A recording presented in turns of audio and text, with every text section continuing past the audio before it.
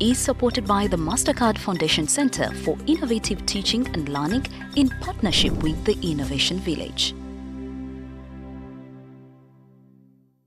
Welcome to the show this month of July. EdTech Mondays is supported by the Mastercard's Foundation Center for Innovative Teaching and Learning in partnership with the Innovation Village. Now, according to a report by UNESCO, Cracking the Code, Girls and Women's Education in STEM states that women account for only 35% of STEM students enrolled in higher education worldwide. This issue was highlighted at the recent EdTech conference hosted by the Mastercard Foundation in Abuja, Nigeria. The conference emphasized the gender gap in digital literacy and access to technology. While statistics presented revealed that although EdTech startups are growing across Africa, female-led ventures and those focused on girls' education remain underfunded. For example, in 2023, only a small fraction of total funding for tech companies in Africa went to EdTech startups, with an even smaller portion benefiting initiatives aimed at girls and women. And sadly, this rate starts to drop drastically as they transition to the secondary school.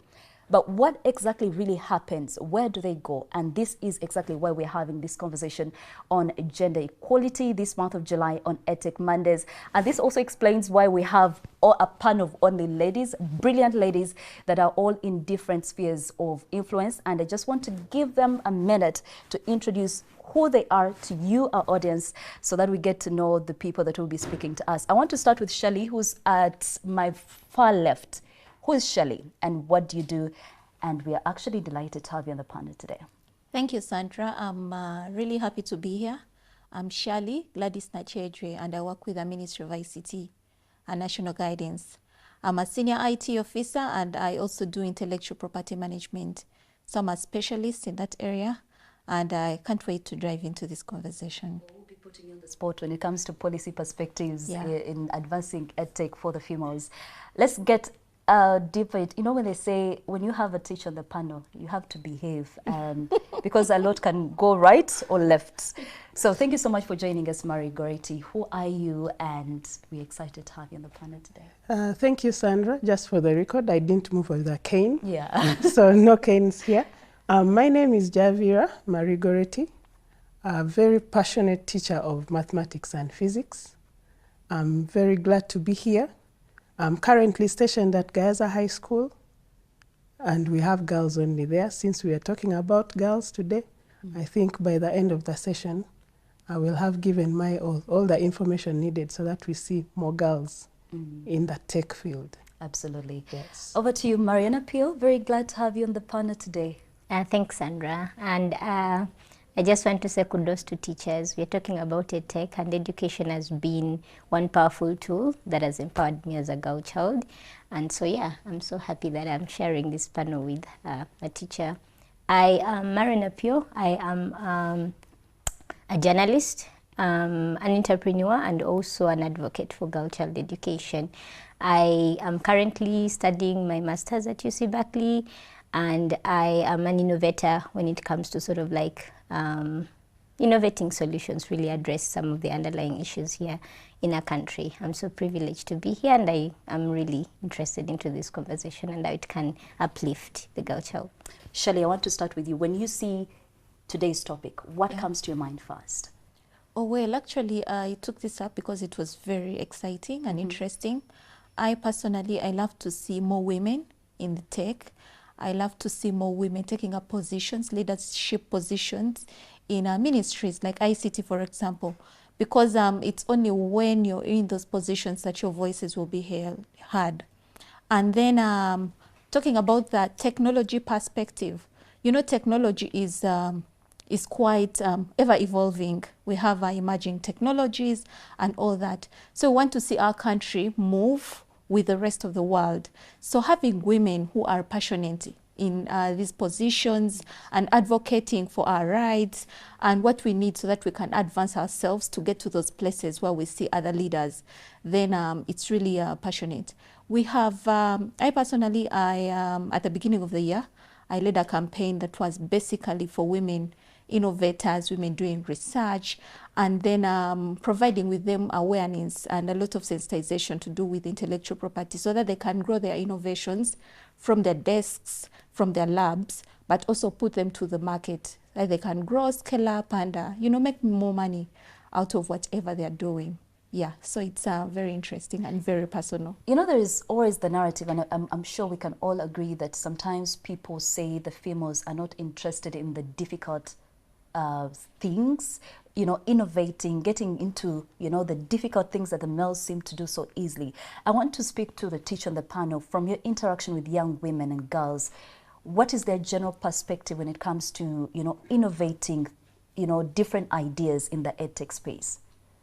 Thank you, Sandra. I could say I'm privileged to be at Gaza High School because these girls are quite empowered right from home. They have the smartphones, they have the tabs, they have the laptops. So they are already informed and aware of the opportunities available. And I want to tell you, they want to grab, whether it is app development, whether it is website, whatever comes their way in tech, they are ready to grab it. I think what we're discussing here would touch more the girls in the rural areas. Those in towns or in the big schools, I think we could say are 80% there. They have the opportunities, they have the gadgets. But I think I'm more concerned about the girls in the rural areas that are not yet accessing. And I think our deliberations here would gear more towards those ones. But where I am, the girls love it. On the ground, yes. Innovating and creating yes. solutions in the edtech space. Just recently, actually, they were asked for app ideas in the health sector. And I was surprised at how many ideas, over 30 within 3 days, had come up with ideas. So for the app schools, they are at least there. And they want it, anything scientific. Science, yes. What would you say we could attribute that to exactly? Is it the access to technology or the gadgets and the like, or the proper internet connectivity? What would you attribute that to? It's a combination of all. First of all, the parents are supportive. Like I said, they have those gadgets. Yes. Secondly, the school environment is also supportive. We create awareness, so they are aware of all those opportunities. And the internet is there. Like at school, we have Renew that is managing or providing internet. So it's a combination of things. So I could say they are lucky and good enough they are grabbing the opportunities. Yes. I think the key word there is that they're lucky, but also they are grabbing the opportunity. Sometimes you're lucky and you don't grab the opportunity. Yes. Now, Marion, I do understand that you work closely with young women on the ground level in rural areas with your Girl Alive. I hope I got that right. Yes. Girl Alive Uganda. Just to explain to us exactly what your experience is like with these girls. What is their biggest challenge? Internet connectivity, not having access to phones, because we've looked at a very alarming statistic right here. What is the main issue? I think, Sandra, I think we need to look at the socio-economic challenges that the girls are really facing, right? There is a very clear distinction between a privileged girl and an underprivileged girl in Uganda. And it's about time that we sort of like do the talk rather than continue to just talk. There's need for intentionality about empowerment for these girls. And the actual challenge is lack of a supportive environment where even if you would love to thrive, the circumstances continue to push you back. Even when you get access to UPE, you get to school, but you're starving because you don't have food to eat to keep you in school. Even when you have the passion and desire to access a computer, or you've had someone, but there's no electricity that is going to allow you to charge that phone. Even when you'd love to study and take on science, you don't have power that allows you to study late in the night, right? Or even when you desire to get access to education, your parents want you to go get married, right? Or you're looked at as some opportunity that is going to change the family because there is a certain rich man that wants to take you as a wife, right? And we're in 2024, for heaven's sake. And at this time, we wouldn't expect that those challenges exist. But to date, there are parents who have no idea that access to social media would open up doors for a young girl, right down in the village. And so we are looking at lack of supportive environments, that even within schools, instead of the kids being supported to focus, the schools themselves are trying to grapple with a lot of like challenges like security or access to dormitories, access to reading materials, access to desks, access to like even the living condition itself is not supportive of you to stay focused. Let me again pose this question to you, Marion. Would you agree that we are seeing an increased rate of adoption when it comes to EdTech within the EdTech space within Uganda among the females? Have there been efforts? Yes. Are we there? No. Is there a growth? We are stunted. We are stuck in a certain sort of position where we think there's a lot of awareness. So there's a lot of awareness. There's a lot of talk about, oh yeah, let's adopt, EdTech. Let's get technology to young people. There is a lot of conversation going on about that. But in terms of growth, I don't think we are there. Let's get teacher Mary Goretti's thoughts. Do you think there's been growth in terms of innovation when it comes to the EdTech space among the females in this country? Thank you, Sandra. Do you disagree with what Marion just said? No, I actually want to agree with her. That yes, they are trying to create awareness, but probably the target group is not being accessed. So still, those in the urban and peri-urban are the ones accessing that and probably taking advantage. That is my thought, but I want to agree with her. Yes, the awareness there are efforts, but we are not yet there, especially for that child in the village. Well, let's see if Shelley agrees or disagrees with the two panel speakers. What are your general thoughts? I know the government is doing its role, and we can see some of the work that it is doing on ground. But again, how successful have all these initiatives been on ground? You're hearing the mindset aspect, the issue of accessibility. How is that looking like for you from where you sit? More or less as an implementer. Oh, yes. Thank you, ladies. Thank you for putting me on the spot. I agree there are efforts, but then there is progress. There is progress. And what I want to encourage all of us to understand and appreciate is that this is collaborative effort. So if private sector, if the innovators, the entrepreneurs, the journalists, the government development partners all came to, to support government efforts, to build on to the efforts that are being done, then we shall have more progress. We are actually working with the private sector. We are working with academia. We are on ground, but as I've said, the more collective effort we have, then we shall be able to cover as many and to reach out as to many young girls and young women out there. Yes, so how are we tracking this progress? Because we might not, we want to be at 100%. We all want to be at 100%. But 60% is some progress. If you're coming from 20 to 60, then that is, that is some work that also needs to be acknowledged. So we developed the digital transformation roadmap. I know we have lots of policies in place, and there was an implementation gap. So this roadmap was aligned to all the existing policies and the strategies that are there to help us track.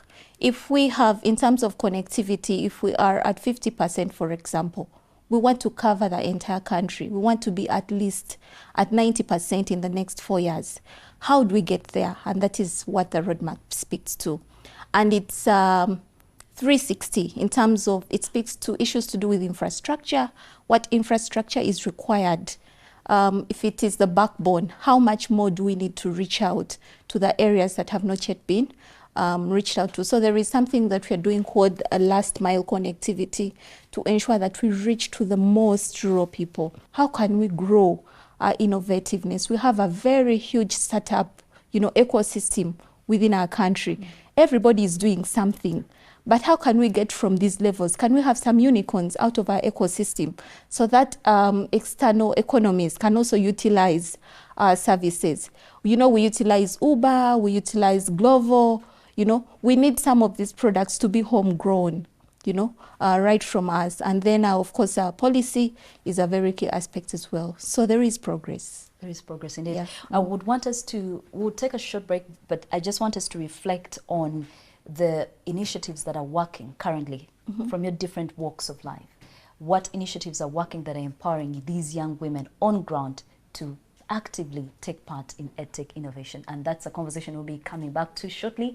But we also really want you, our viewers, to be part of the conversation. So do use the hashtag EdTech Mondays on our social media platforms. But there is also a QR code.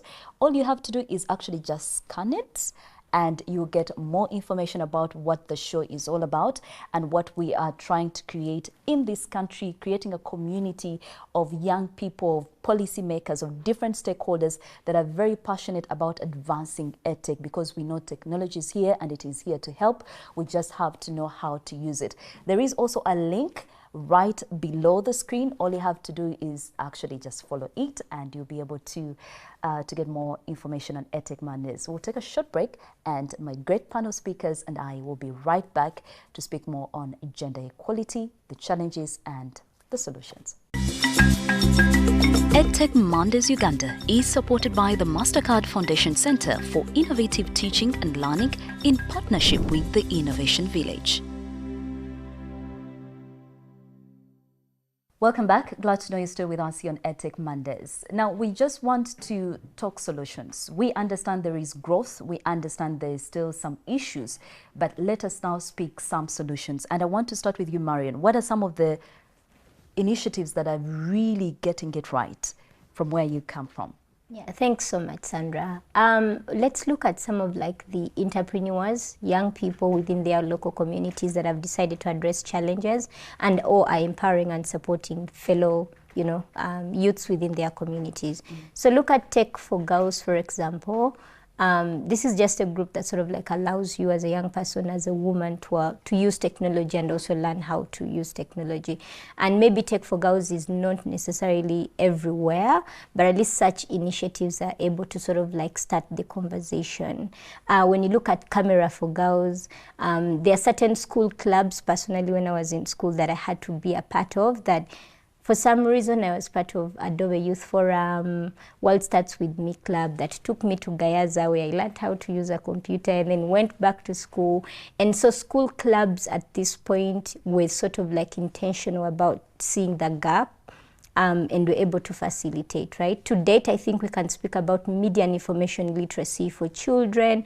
These are programs that are very intentional about, can we see how young people use the media to better themselves, to access accurate information. I personally lead a team of fact checkers here that are deliberately debunking myths and misconceptions around, for instance, technology, right? You can't right now in 2024 tell someone that the only benefit technology will give you is to get spoiled. That's an outright misconception. Over to you, Teacher Gority. What are some of the initiatives that are actually working, and how do our young girls and women get access to them? Thank you, Sandra. I think she has talked about a lot to those who can access the smartphones and the like. I'm going to talk about an initiative we actually used during COVID-19 that really reached out to students as far as Gulu, Kabale, and for some of those students that could not access a phone, like she has said, a teacher is pivotal.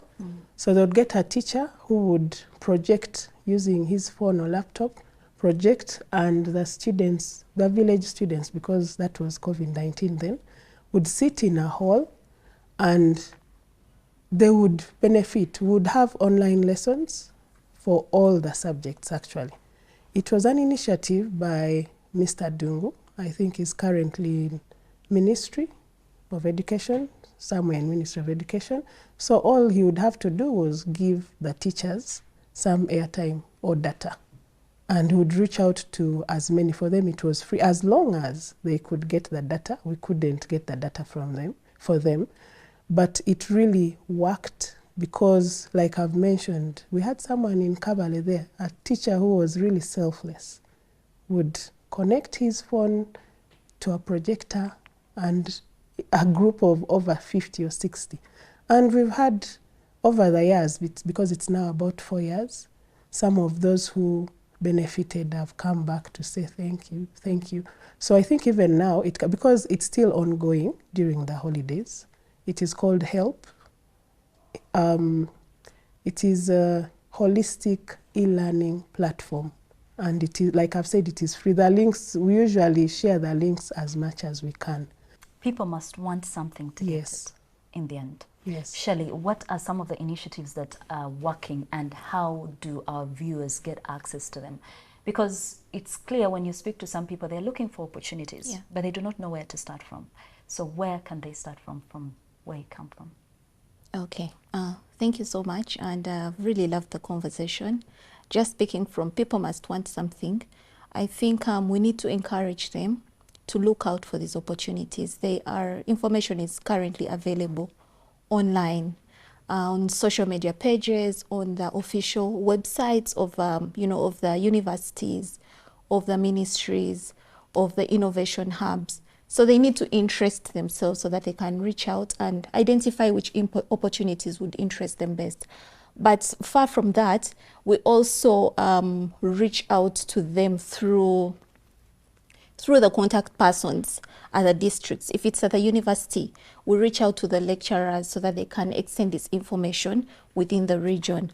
Currently, we are doing something called a DigiTrack, where we take the computers we put them into a truck and then go park at a town center, and then encourage people to come in and equip themselves with the basic skills to do with technology, so that they can enable access the services that are being extended to them, but then also inform themselves more. And then we are also running a project called UJ Connect. It's in partnership with the Japanese government to skill as well as grow our innovations. So we put out a call after 4 months, encouraging young people within the different regions to sign up so that they can accelerate and grow their ideas to a certain level, so that we can compete with economies, not only the Ugandan economy, but also economies outside. And we are also working on what we call business process outsourcing. And basically this is to ensure that the young people, the young girls or women, using their gadgets to access the internet, can then come up with something and then work remotely. If you are an expert in accounting, can you do some accounting services for someone in the Philippines, for someone in India, for example? So we are promoting business process outsourcing, and we are reaching out to development partners to encourage young people, provide these business opportunities for the people. We have partnerships with Helpware, and this is a call center organization whereby they do back-end support to the likes of Google, the likes of TikTok, and we believe that these are some of the opportunities that the young people can pick up on. You do not have to leave Tororo to earn. So you can stay within your environment that you are comfortable with, grow your livelihood within the area, but as well as adding value to another entity. Well, Teacher Marion, just your parting shots, a few reflections on what we need to be doing if we want to close the gender gap, especially in the EdTech space. What are your parting shots? Right now, the new curriculum is, I must say, it has done a lot. It moved away from teacher-centered to learner-centered. So the students have a lot of activities. Actually, you give an activity for the students to discover for themselves, and you simply wrap up. The hardest part for the teacher now is planning. What activity am I going to give, so that it brings out their creativity, their collaborative nature? Because actually, as they sit, if you're to visit a classroom now, we no longer sit facing in front. They sit in groups for collaboration. Assessment right now is on the skill. What can the learner do? What can the learner do? Yes. Previously, it was about what can the learner recall, probably. But now, it is what can the learner do. So as I go to class, or as the teachers go to class, at the end of my lesson or topic, I need to see what the learner can do. What generic skill have they acquired? Are they good listeners now? Can they critically think? Can they collaborate? So in a nutshell, I think the new curriculum is doing us good. only that probably for some people who have not yet really known what it's all about, there is still some misconception. But if all stakeholders embrace it, I think it will go a long way in addressing some of these issues. Yes. Shelley, your parting shots, how do we close this gap? How do we work together to close this gap? Actually, amongst the things that we are doing, we are being very intentional. And for example, there is a digital rights program that is being done in partnership with Enable. It's specifically for digitalizing, for supporting women in terms of promoting their digital rights. We've seen issues to do with cyberbullying, issues to do with misuse of data. So this program is put in place to ensure that the girls can speak up for themselves and promote their businesses and use the internet for their own good. So I think my parting shot would be to encourage the girls in whatever spaces they are to take up as many opportunities as they see. They need to gain the confidence and and the time, and they also need to create the time, to take the work, to do the work. Yes. As they reach out. Yeah. So thank you so much to my great panel speakers. Thank you so much, Shelley. Thank you so much, Goretti. Thank you so much, Marion. I think they've brought out all the things that we wanted to hear today, be it the strides we're making, the challenges that are currently present when it comes to closing the gender gaps. But I think what has stood out for me is the fact that how bad you want something is usually how much you'll be able to get it. So as a young person, you're out there as a young woman, a young girl, you're thinking of how do I get better? But you have access to TikTok, you have access to Facebook, you have access to Instagram. But what kind of content are you actually putting out there? If someone is searching for someone who does something, if they are to look up and search for your name, what are they going to find? Are you selling yourself short or are you selling yourself better? I think as the government is doing its role, the parents need to be active, to take a very active role in how they mentor the children as well. It will require a holistic approach from this conversation if we are to close this gender gap that we continue to see. But these have been our thoughts. We'd like to hear from you. Do remember to be part of the conversation using the EdTech Mondays hashtag on our social media platforms, but also do scan the QR code that I believe is right now on the screen, and also follow the link. Be part of this EdTech community. Share who you are, share your startup as much as possible.